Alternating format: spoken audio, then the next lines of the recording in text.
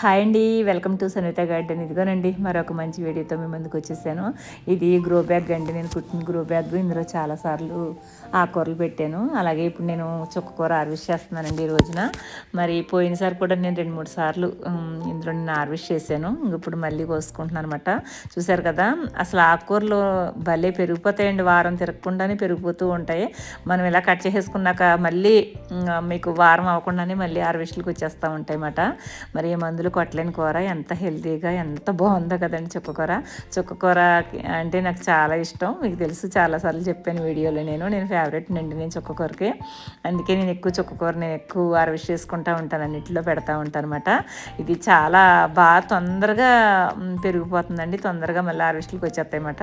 చూసి మీరు కూడా ఆనందిస్తారనేసి ఈ వీడియో తీసాను అనమాట. చూసారు కదా, నాకు ఈరోజు సరిపడి కూర వచ్చేసింది అనమాట, ఆకుకూర. సరేనా, మీరు కూడా చూసి ఆనందించండి. ఉంటాను, బాయ్ అండి.